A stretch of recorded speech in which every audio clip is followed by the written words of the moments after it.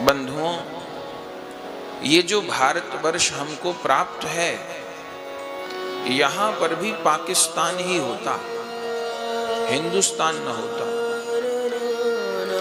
हमारे भक्ति काल के महापुरुषों ने ही इस भारतवर्ष को बचाया।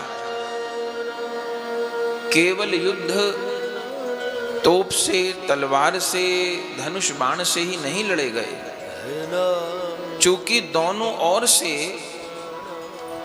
हिंदू खतरे में था। सीमा पर जो हो रहा था वो तो हो ही रहा था, जो बलपूर्वक हो रहा था। हिंदू धर्म में नकली लोग घुस आए थे, जैसा आज भी देखने के लिए मिलता है। और जब जब आप विचारेंगे, इतिहास को देखेंगे, तो इतने विधर्मी खतरनाक नहीं हुए जितने हिंदुओं के लिए नकली हिंदू खतरनाक हुए। कोई जयचंद, इन लोगों ने बहुत नुकसान किया। और हिंदुओं की सबसे बड़ी गलती रही कि वो कभी अपना हित और अहित ही नहीं विचार पाए। इन नकली लोगों को पहचानने की जरूरत है। पहले भी थी, आज भी है।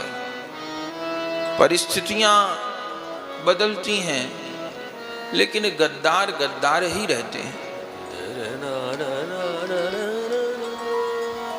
हनुमान जयंती की यात्रा पर हमला हुआ, रामनवमी की यात्राओं पे कितनी जगह हमला हुआ, प्रतिकार भी किया जा रहा है। लेकिन सारे समाज को, उन लोगों को ध्यान रखना चाहिए जो हनुमान जयंती पर हमला करने वालों की पैरवी कर रहे हैं। उन्हें ध्यान रखना चाहिए। जो रामनवमी पर हमला करने वालों की पैरवी कर रहे हैं, उनका साथ दे रहे हैं, हमला करने वालों को दंडित करने पर, जिन्होंने शोभा यात्रा पे भगवान के रथ के ऊपर हनुमान जी के विग्रह खंडित कर दिए, ईंट पत्थर पेट्रोल बम, वहां पर अपने भक्त रहते हैं जहां हनुमान जी की यात्रा पे हमला हुआ। उन वैष्णवों ने हमको फोन करके बताया कि महाराज जो टीवी पे दिखा रहे हैं वो 10-20% ही है। लोगों ने घरों पर कई दिन से ईंट पत्थर इकट्ठे किए हुए थे। मस्जिदों के ऊपर गुलेल लगी थी, बड़े बड़ी लोहे की, उनमें पत्थर भर करके गुलेल के माध्यम से यात्रा पर हमला हुआ। वो उनके संस्कार हैं, लेकिन प्रतिकार भी हो रहा है, अपराधियों को दंड भी मिलना चाहिए। लेकिन उन नकली हिंदुओं को, समाज को ध्यान रखना चाहिए जो हनुमान जयंती पर हमला करने वालों की भी हिमायत कर रहे हैं। उनको पहचानना होगा।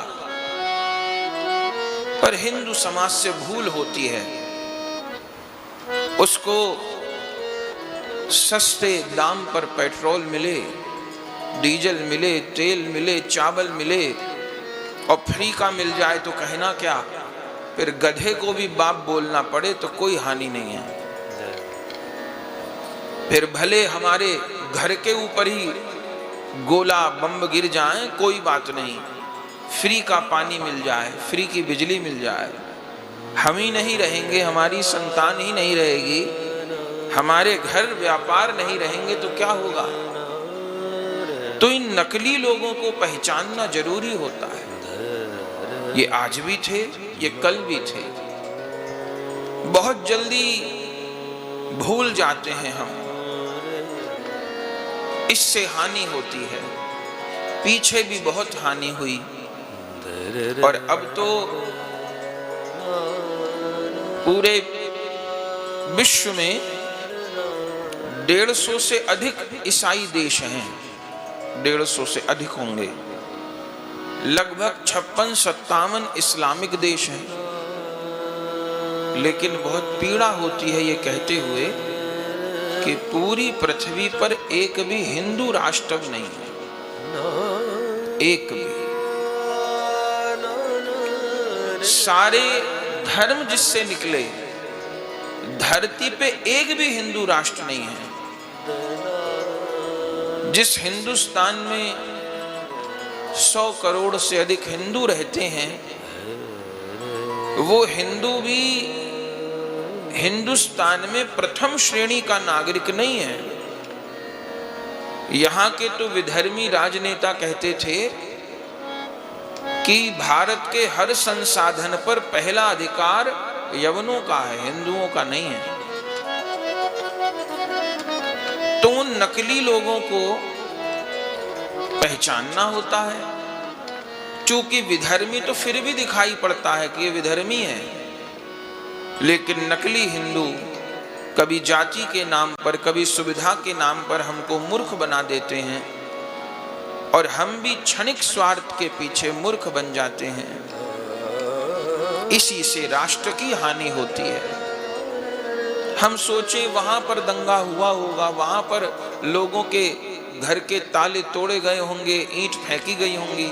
मेरे भाई चुप रहे तो वो ईंट पत्थर कल हमारे घर पर गिरने वाले हैं।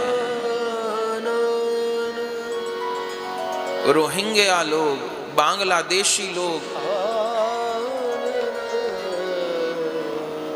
उनकी जिन्होंने हिमायत की, पक्ष किया, ऐसे नकली हिंदुओं की कमी नहीं थी।